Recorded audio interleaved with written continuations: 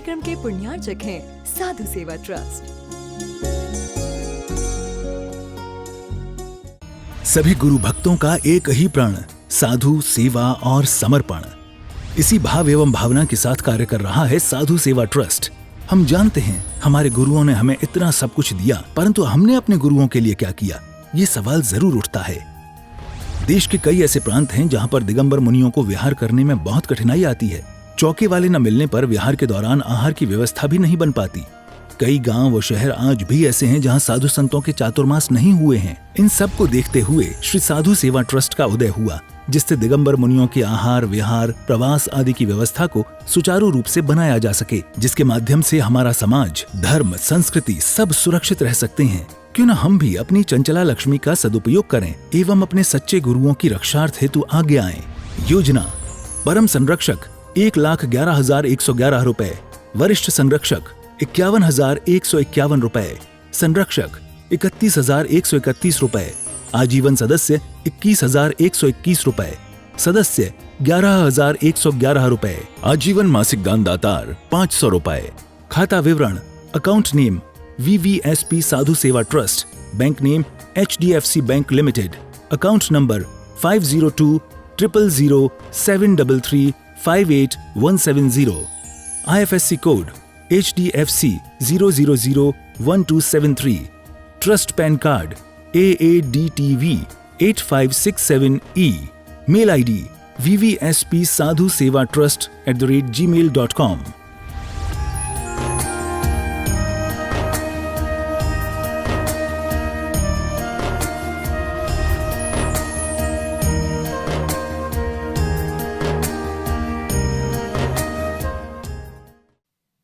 आत्म कल्याण के इच्छुक सभी धर्म प्रेमी पुण्य आत्मा एवं महानुभाव, जब व्यक्ति सच्चे मन से दिन रात मेहनत करता है और फिर भी उसे अपने जीवन में संसार में रहने वाली वो जो सामग्रियां हैं वो सामग्रियां उपलब्ध नहीं होती है, वह उन सामग्रियों को ठीक ढंग से प्राप्त नहीं कर पाता है, तब उसके मन में ये सवाल खड़ा होता है कि हम अपने जीवन में कौन से कर्म के विघ्न के कारण या किस अंतराय कर्म के कारण हम ये सामग्रियाँ प्राप्त नहीं कर पा रहे।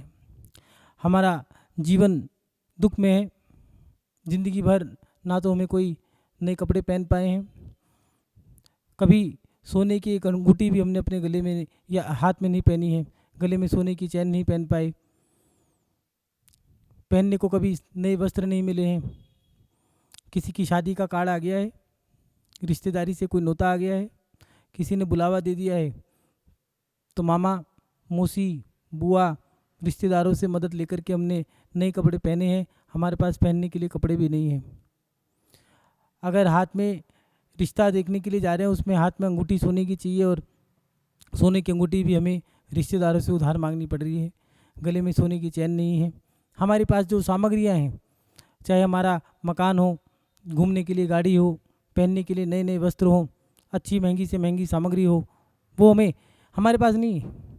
ज़िंदगी भर मेहनत करी है, लेकिन मेहनत करने के बाद भी वो सामग्री हम इकट्ठी नहीं कर पाए हैं और पूरा दिन पूरा जीवन, पूरे कई वर्ष बीत गए हैं, और वर्ष क्या पूरा जीवन ही बीत गया है पापड़ बेलते बेलते, लेकिन हम अपने जीवन में सामग्रियाँ एकत्रित नहीं कर पाए। उस समय मन में सवाल खड़ा होता है कि ये विघ्न क्यों आता है, ऐसा कौन सा कर्म है जो हमें दुख दे रहा है।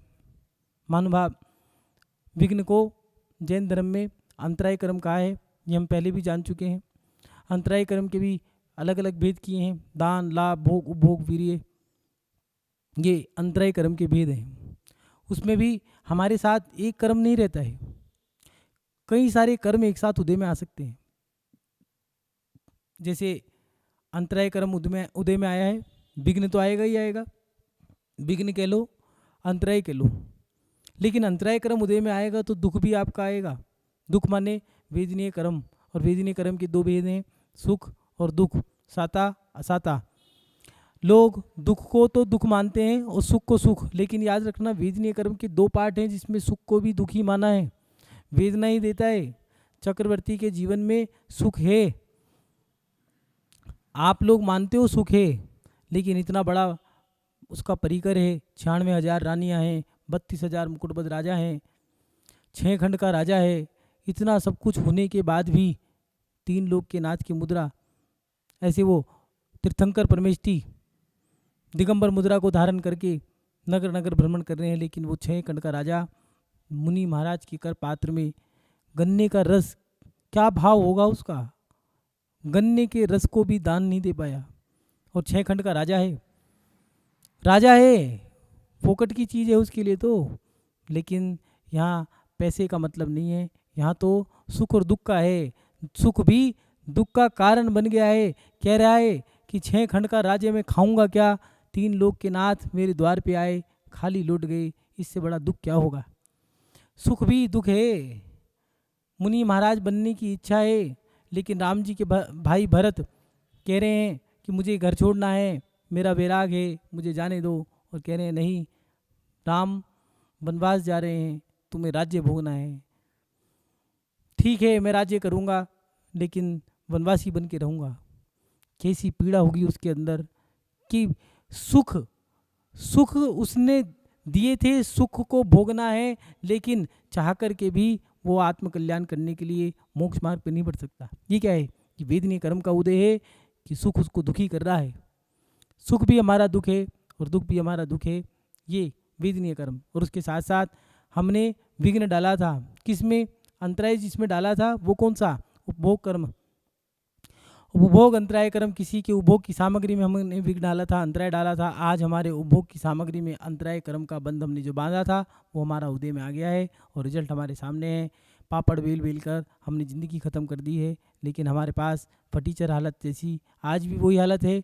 25 साल पहले भी वही हालत थी, 50 साल पहले भी वही हालत थी, जन्म से लेकर आज मरण तक वही स्थिति है। ना पहनने को कपड़े हैं, ना ही भोग की सामग्री है। देख रहे हैं, सोच रहे हैं हमारी शादी हो जाए, लेकिन शादी नहीं होगी। क्यों? क्योंकि शादी में विघ्न डाला था। आज तुम्हारी शादी में विघ्न आ जाता है, किसी भी प्रकार से आ सकता है। निमित्त तो बदल सकते हैं, निमित्त तो बदलेंगे, बदल भी सकते हैं, लेकिन कर्म तो सटीक ही रहेगा। हमारे जीवन में उपभोग की सामग्री में हमने जो विघ्न डाले हैं, उसका विघ्न हमारे जीवन में आ रहा है। हम चाहते हैं हमें सामग्रियाँ प्राप्त हो, लेकिन सामग्रियाँ हमने दी भी है या नहीं दी है। विचार करें कि हमने अपने जीवन में कितनी सामग्री दी है। हम अपने कर्मों को बदल भी सकते हैं, कर्म को बदलना हमारे हाथ में है, लेकिन हम बदल कैसे रहे हैं या नहीं बदल रहे हैं।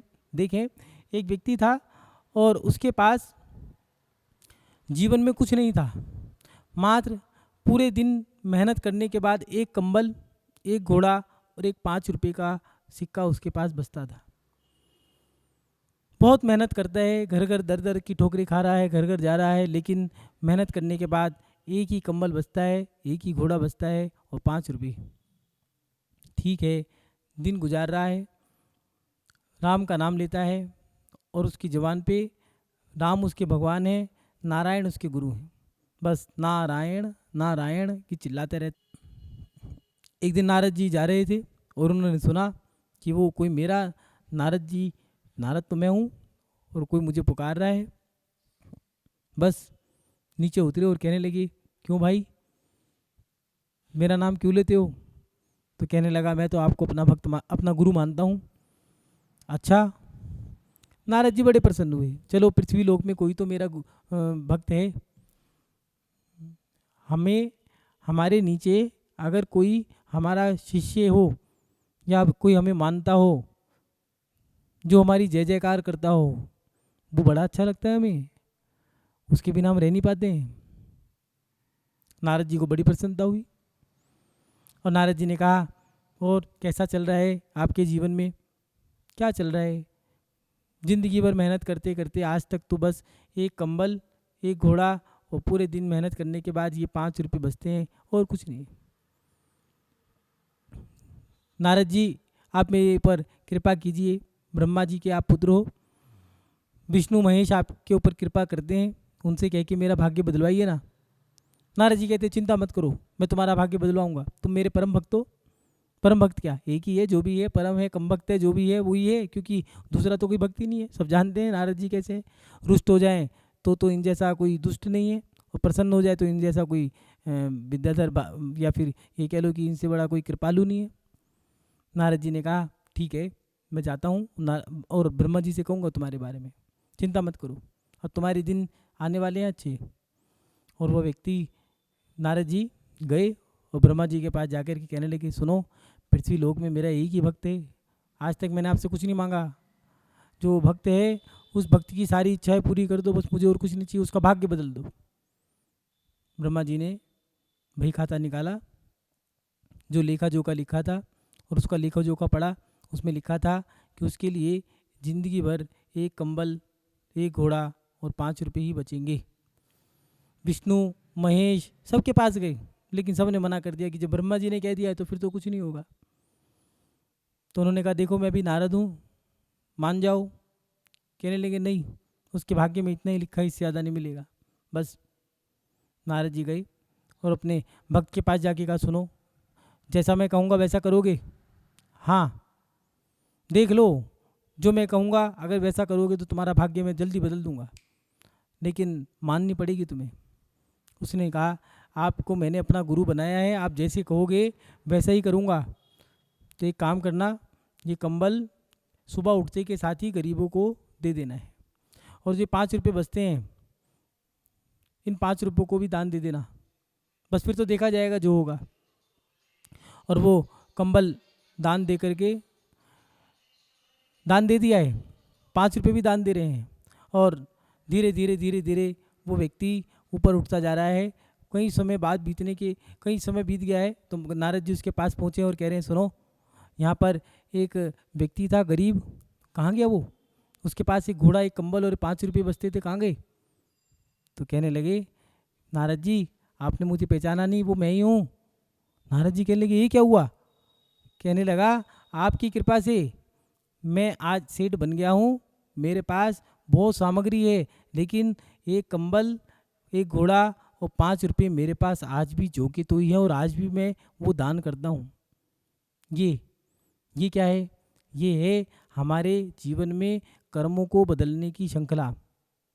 हम अपने पुरुषार्थ के माध्यम से कर्मों को आगे पीछे भी कर सकते हैं, हम अपने पुरुषार्थ के माध्यम से अपने कर्म को बदल सकते हैं।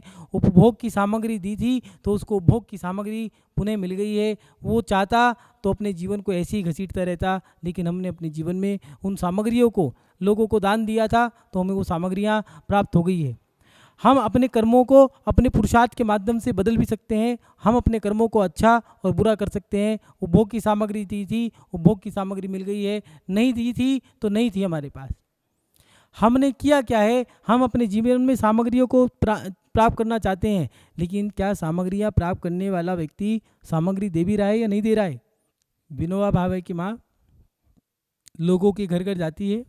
देखो पुराने लोग कैसे थे, हम सामग्रियाँ प्राप्त करना चाहते हैं, लेकिन सामग्री प्राप्त करने वाली क्रिया कर भी रहे हैं या नहीं कर रहे।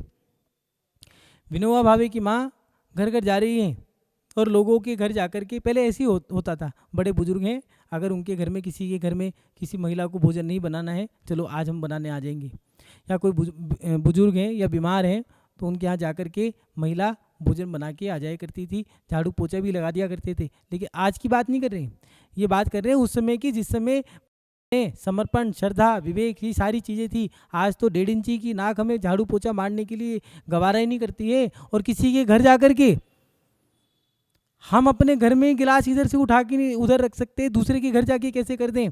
लेकिन जिनकी हम बात बता रहे हैं, ये विनोबा भावे महात्मा गांधी जी की प्रिय शिष्य रहे हैं, और इनकी माँ लोगों के घर जा करके सेवाएं करती हैं। और एक दिन विनोबा भावे ने कहा, माँ तुम कहती हो सेवा निस्वार्थ करनी चाहिए, लेकिन तुम तो स्वार्थी हो। उन्होंने कहा क्यों? मैंने क्या स्वार्थ किया? पहले तुम अपना पेट भरती हो, फिर दूसरों के घर जाकर के उनकी सेवा करती हो, ये तो गलत है। तो वो हंसने लगी और कहने लगी कि बिनिया तू अभी नादान है, बच्चा है, तू नहीं समझ पाएगा ये बात, नहीं समझाओ मुझे। तो कहने लगी लोग जिनके यहाँ मैं जाती हूँ सेवा करने, वो लोग पैसे वाले हैं, रही सेठ लोग हैं, और वो देर से उठते हैं, इसलिए पहले मैं भोजन अपना कर लेती हूँ और वहाँ जाकर के फिर भोजन बनाती हूँ, जिससे वो देर से उठते हैं तो उनको ताज़ा गरम गरम भोजन मिले, उनकी मेरी सेवा देने में भी उनको किसी प्रकार का कष्ट ना हो, ऐसी भावना होती थी। और देखो आज वो उदाहरण बन गए हैं, वो इतिहास बन गया है। क्या हम जो सामग्रियाँ प्राप्त करना चाहते हैं, सामग्री प्राप्त करने वाली वो क्रियाएं भी हम कर रहे हैं या नहीं कर रहे हैं? हर व्यक्ति चाहता है कि हम अपने जीवन में, हमारे पास, हमारे जीवन में हर प्रकार की सामग्री होनी चाहिए। बढ़िया से बढ़िया मकान हो, शरीर पर तन ढकने के लिए अच्छे से अच्छे कपड़े हों, सूट बूट में सजे धजे हम खड़े हों, सोने की सामग्री हो। लेकिन ये जो सामग्री हमें चाहिए, मकान है, दुकान है, घूमने की गाड़ियाँ हैं, मोटर गाड़ियाँ हैं, कौन कौन व्यक्ति नहीं चाहता? हर व्यक्ति चाहता है मैं करोड़पति बनूं या बाबूजी बन के घूमूं। लेकिन ये सामग्री भी, हर व्यक्ति भिखारी नहीं हो सकता है। लेकिन याद रखना, हर व्यक्ति सेठ भी नहीं बन सकता। जिसने अपने जीवन में सामग्रियाँ दी हैं उसी व्यक्ति को सामग्रियाँ मिलेगी। सामग्री तो दी नहीं है, मिलेगी कैसे? पापड़ बेलते रह जाओगे लेकिन अमीर नहीं बन सकते। करोड़पति बनने के लिए करोड़ वाला पुण्य भी चाहिए। ऐसा तो नहीं है करोड़पति बन के बैठे हो और भावना करोड़पति बनने की रख रहे हो। हमारे पुराने बुजुर्गों ने मेहनत की है। उन लोगों ने महिलाओं के शादियों के समय में उनको कपड़े दान दिए हैं गुप्त रूप से। आज लोगों से कहो किसी को गरीब को दान देना चाहिए तो वो कहते हैं महाराज जी कोई लेने वाला नहीं है। कैसे ले लेगा? एक साड़ी दी है आपने दान में, उसकी शादी पर आपने एक साड़ी दे दी है, और वो जैसे ही मंदिर में अगर आपके सामने उन दोनों का, आपका और उसका मिलन हो जाए तो बस सुनो ये साड़ी तो वही है जो मैंने दी थी, बस टोक दिया। कितने लोगों ने सुन लिया है, अपना नाम बढ़ाने के लिए उसकी इज्जत बिल्कुल दांव पे लगी थी और खराब कर दी है। अब कह रहे हैं महाराज जी कोई भीख भी लेता नहीं है, अब तो लेने वाले भी नहीं है। लेने वाले तो बहुत हैं लेकिन तुम्हारी देने की हैसियत नहीं है। तुम्हें तो सुनाने की आदत पड़ी है, तुम्हें तो चाटुकारी चाहिए, चापलूसी चाहिए, लोग तुम्हें वाह करके दें। तुमने जो बढ़िया से बढ़िया दान दिया है उसकी बढ़िया से बढ़िया वाह भी तो लौट के आए। जो पुराने बुजुर्ग थे उन्होंने जो बच्चों की शादियाँ कराई, अनाथ आश्रम, वृद्ध आश्रम खुलाए, ओस डाले बनवाए, क्या हमने ऐसे कार्य किए हैं? लोगों को शादी के समय में, गरीब लड़की है, पंचों ने मिलकर के एक बैठक बिठा ली है, सुनो हमारे गांव की ये लड़की है, इसकी शादी नहीं हो रही, चलो कोई बात नहीं। उन पंचों में भी जो सबसे बड़े थे उन्होंने कहा कोई बात नहीं, अब इस बात को यहीं दबा दो, सब हो जाएगा। दूसरे गांव में गए हैं, लड़का पसंद कर लिया है, लड़की की शादी करा दी है, और जो देना है, जिससे जो लेना है ले लिया है, पता ही नहीं लगने दिया है। और शादी भी ऐसी नहीं उठाई गिराई, अपनी बेटी की तरह शादी कराई है। कन्यादान भी अपने हाथ से कराया है। क्यों? बच्ची अनाथ है, कोई बात नहीं, एहसास नहीं होना चाहिए। और शादी कराने के बाद विदा कर दिया है। और बेटी भी कह रही है अब वो ज़िंदगी भर, वो लड़की जब भी गांव में आती है उस बाबूजी के यहाँ जाकर के झाड़ू पोछा, बर्तन भांडे, चूल्हा चौका सब काम कर रही है, यहाँ तक कि उनके कपड़े भी धो रही है। बच्चे पूछ रहे हैं पिताजी ये महिला जब भी आती है आपसे ऐसी बात करती है, घर की सारी सेवा करके जाती है, क्या कारण है? कोई बात नहीं, पता नहीं क्या कारण है, उसी से पूछ लेना। तो जब उससे पूछा तो कहने लगी इनके उपकार हैं मेरे ऊपर। क्या उपकार हैं? मेरी शादी हुई थी, मेरे माता पिता नहीं थे, इन्होंने कन्यादान, मेरा कन्यादान इन्होंने किया था, इसलिए मैंने माता पिता को नहीं देखा। और शब्द देखो क्या है, वो लड़की क्या कह रही है, मैंने माता पिता को नहीं देखा, मैंने भगवान को नहीं देखा, मैं इन बाबूजी को अपना भगवान, अपने माता पिता मानती हूँ। जो दिया था वो मिल रहा है, जो हमने दिया था वो हमें मिल रहा है, और आज हमने दिया भी है। अगर हमने 1100 रुपये दिए हैं तो उसकी भी हमें रसीद चाहिए, उस पर नाम भी चाहिए। हमने अगर लाख रुपया दे दिया है तो फिर तो बहुत बड़ी बात है, हमें लाख रुपए वाला नाम चाहिए, रसीद भी चाहिए, नाम चाहिए, माला, तिलक, पटका, साफा, सोल, प्रशस्ति, मोमेंटो दुनिया भर का चाहिए। इतने तो दिए नहीं थे, विधान में बैठे 1100 रुपये का रसीद कटवाई है, उसमें 50 आदमी अपने बुला लिए, सुनो आज विधान में बैठे हैं, आ जाना, माता पिता बच्चे सब बैठे हैं, और भाई बहन बेटियों को बुला लिया है, जमाई वमाई को सबको बुला लिया है। रसीद कटवाई थी 1100 रुपये की, खा के चले गए 5100 रुपये का, 4100 रुपये मंदिर की ओर घर में लग गए। उसमें माला, मुकुट, साड़ी मिली है वो अलग, और मंदिर की जो एसी कूलर की हवा खाई है वो अलग। हमारी देने की भावना है भी या नहीं है? हम भोगों को चाहते हैं, भोगों की सामग्री चाहते हैं, लेकिन दिया भी है या नहीं दिया? अपनी आमदनी का 25% दान प्रत्येक व्यक्ति को देना है, ये आचार्यों ने व्यवस्थित किया है। और देखो जितने भी करोड़पति व्यक्ति हैं वो डोनेट करते हैं, चैरिटी करेंगे। बिना चैरिटी के व्यापार बेकार है, व्यर्थ होता है। आपका व्यापार का पैसा नियम से 80 मसी कृषि वाणिज्य शिल्प कला 6 जो कर्म बताए थे उसमें वाणिज्य आदिनाथ भगवान ने व्यवस्था करी थी। और वाणिज्य नियम है, अगर पेट का लालन पालन करना है, बच्चों को पेट भरना है, बच्चों को पालना है, तो उसके लिए व्यापार करना है। और व्यापार का एक हिस्सा आपको अपने जीवन में धर्म के लिए निकालना होगा। उसमें भी 3 जगह डिवाइड करना होगा, देव, शास्त्र और गुरु, क्योंकि इनके तीनों के माध्यम से धर्म चलता है। लेकिन हमने ऐसा किया, हम चाहते हैं हमें भोग सामग्री मिले, लेकिन भोगों की सामग्री को प्राप्त करने वाले कार्य किए। सोचें, चिंतन करें, विचार करें कि हम अपने जीवन में भोगों की सामग्री तो इकट्ठा करना चाहते हैं, लेकिन जो अच्छे से अच्छे कपड़े हम चाहते हैं, अच्छे से अच्छे कपड़े दिए भी हैं या नहीं। दान देने के लिए साड़ी भी देख रहे हैं, जो जली कटी फटी साड़ी है वो दे दो, चलो अब दे दो इसको। अब वो कह रहे हैं हमें नहीं चाहिए, ले जा। लेने वालों के भी नखरे हो गए हैं, लेते ही नहीं है। अरे नखरे नहीं हुए, वो जानते हैं ये सेठानी नहीं है, ये कंजूस है, फट गई होगी, जल गई होगी, कट गई होगी, इसलिए अब दान दे रही है। ना तो हमारे काम आएगी, ना कोई। घरों की छतों पर लोहा लंगड़ पड़ा है, लकड़ी का गेट है, लकड़ी गल गई है, लोहा जंग लग लग करके ख़त्म होने को आया, लेकिन फेंकेंगे नहीं। दूध की थैलियों में से दूध निचोड़ लिया है, थैली अभी भी संभाल के रखी है कि थैली बिक जाएगी। कहाँ गई हमारी दान की, परोपकार की भावना? दूध की थैली तो फेंक नहीं पा रहे हो, बात करते हो करोड़ों की। अरे अगर भोग की सामग्री प्राप्त करना चाहते हो तो भोगों की सामग्रियों को देना भी पड़ेगा। दे भी रहे हो, नहीं दे रहे, पुराने बुजुर्गों ने दिया है इसलिए उनको मिला है। उनकी सामग्री तो देखो, उन्होंने औषधालय, विद्यालय, अनाथ आश्रम, गौशालाएं, मंदिर, संत निवास, सड़कें, प्याऊ, ये सब काम करे उन्होंने। गरीब, अनाथ, वृद्ध और लड़कियों की शादी कराना, इन सब का लालन पालन करना, ये सब काम करने का कारण रिजल्ट क्या है? उम्र 90 साल, 95 साल, 98 साल, 100 साल की उम्र है। बेटा, पोता, पड़पोता, सारे सब लोग उनकी सेवा कर रहे हैं, बहुएं उनकी आज्ञा में हैं, 95 साल की उम्र में भी। और आज हमारी उम्र 45 साल की है, 35 साल की है। 35 साल की उम्र में भी बच्चे हमारी बात नहीं सुन रहे हैं। रिजल्ट हमारे सामने है। पहले बच्चे माँ बाप से डरते थे, आज माँ बाप डरते हैं। अगर डांट दिया कहीं फांसी ना लगा ले, अगर कुछ कह दिया तो कोई उल्टा जवाब ना आ जाए, और अगर हमने हाथ उठा दिया तो फिर भगवान, फिर तो बस जानते हो आप सब। अपने जीवन में अगर हमें भोगों की सामग्री चाहिए, वो भोग की सामग्री चाहिए।